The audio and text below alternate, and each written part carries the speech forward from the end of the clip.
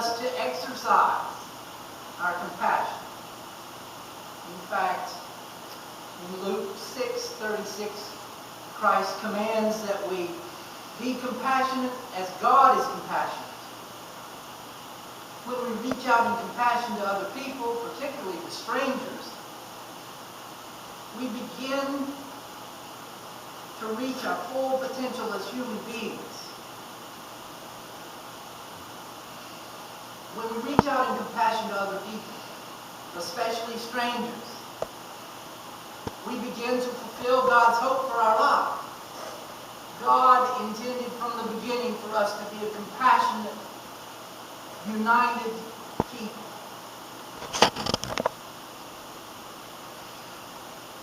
The decision for us, it's a decision for us to make whether we will be compassionate or not. God is not forcing us to do anything. He's just putting it out there. He's making it available to you. But in compassion, our lives will be so much better. So what's the big problem? Why aren't we all just compassionate? Compassion is contrary to our nature. We compete. We distance ourselves from each other. Isolate ourselves. An example of that can really be seen in the change that we've been noticing here in the last 20 years. There's less and less face-to-face communication. People talk on their cell phones. People email each other. People Skype each other. People, what are some of the other? Instant messaging. All this stuff they do. But they never come in actual human contact with each other. One day, I was walking on the campus at FTCC, and I passed a girl. She was talking on her phone.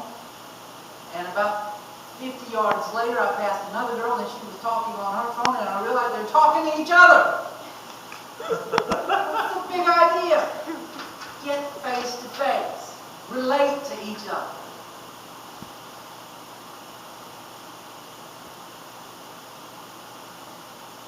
Another problem is that we think too much.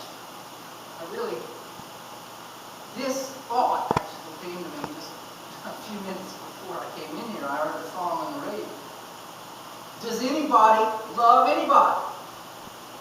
What is love anyway? We become skeptical that caring about anybody makes any difference. And if we care about somebody, they're just going to use us and throw us away. They're going to take advantage of us. So why should we bother to be compassionate to anybody? What does it matter? What difference is it going to make? Well, it's going to make a difference to the person that you're compassionate toward.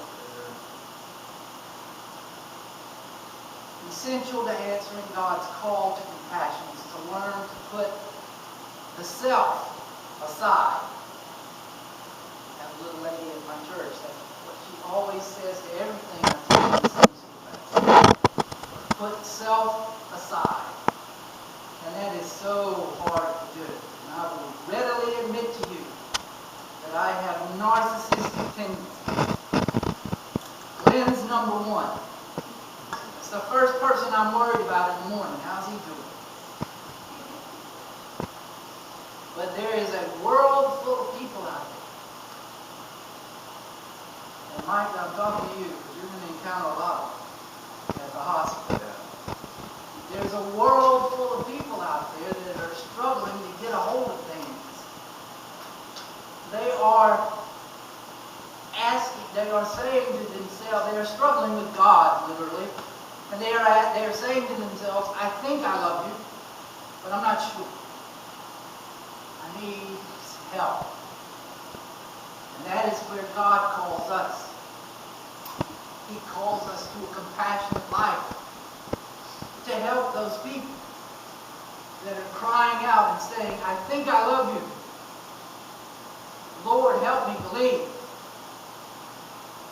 So, this compassionate life that we're called to lead, what does it look like? First, it's found in community. I was just talking about how we become more disjointed, more distant from each other. But we need, and we can, and we are called to live in community with one another.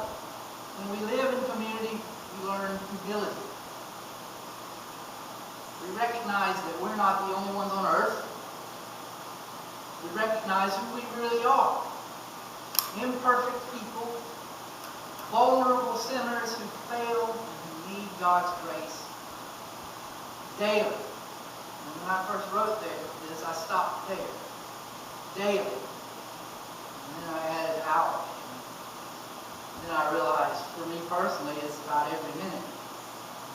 Because it's tough to be open to people. And we also realize in community that we are helpless without God. In community, we learn to put others before ourselves.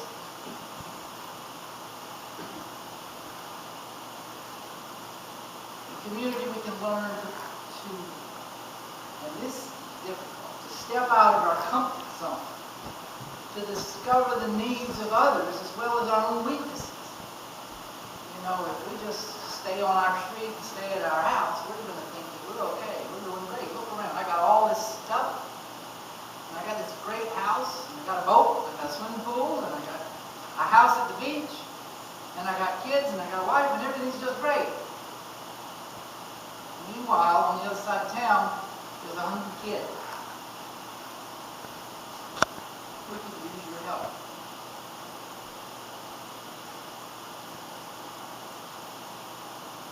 In other words, community is more than the street that we live on. Compassion requires us to go into parts of the community that we'd rather not go into, specific to our area. Go into Campbell Terrace. Be careful. Go there. Go into Groveview Terrace. Be careful. Go there.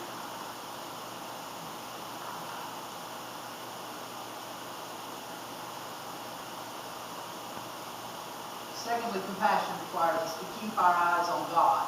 And that's really hard.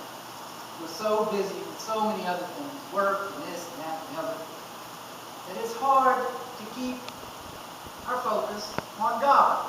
We're thinking about things that we'd rather be doing. Be honest.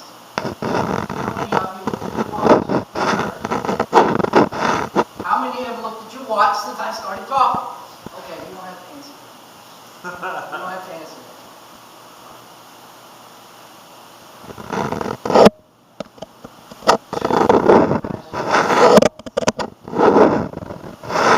It's doing God's will, not ours.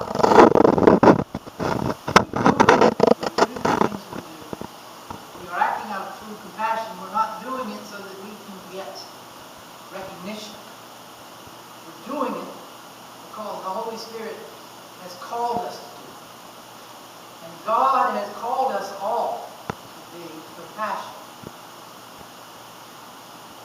We have to pay attention, though, if we are to hear Him calling us. Compassion also requires patience.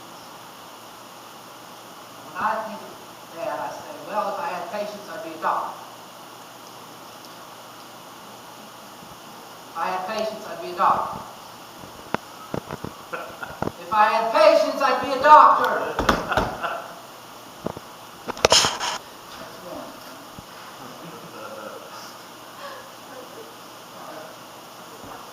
We are really wedded to clock time. I'm running out of time. I gotta get this done. I gotta get that done. I can't afford to sit down here all this time with this person, keep talking. I gotta get off of these other things. But we've got the capacity to do it. We can. God calls us to exercise this ability. Be patient. You may not think it's going to do, and I'm going to say this again, you may not think it's going to do any good to go see that sick friend. After all, she loves to talk. Talk. I'll never get out of it. And it's not going to make any difference anyway. It's going to make a difference to her.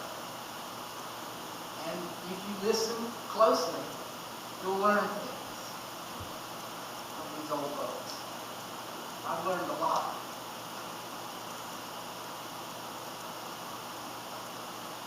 Take time to be patient. Take time to give up control and go into an unknown territory. We can become living signs of God's compassionate love. We can let people know that God has not forsaken them. God's compassionate presence becomes evident through our patience.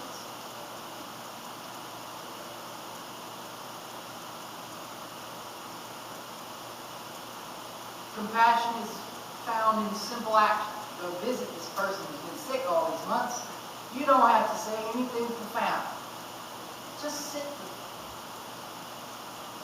That's all they want to know, that somebody's there and somebody cares.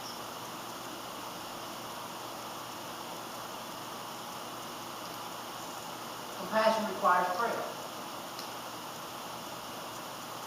It helps us. Prayer. It's difficult to find time every day for prayer. There's so much else going on. It's also difficult to engage in true prayer. True prayer involves two things: focus entirely on God and listen to God. I find it hard to listen to most people, present company except. But I do. I often find it difficult to pay attention even to people. And when you're trying to concentrate on God, and we can't see, and you've got all this noise around. You've got the siren coming by, you've got the sound in the street, the phone rings, something happens, and you get distracted. It's hard to find time to focus and pray. But we can do it. God calls us to do it. God makes himself available to let us do it. He doesn't have to listen to us. He could say, I've got better things to do. But he makes himself available to us. Why wouldn't we take advantage of that? Prayer teaches us that we need God. Prayer helps us get to know God. Prayer helps us to begin to grasp, not necessarily understand, but at least to grasp the depth of God's compassion for us, and also our capacity for it.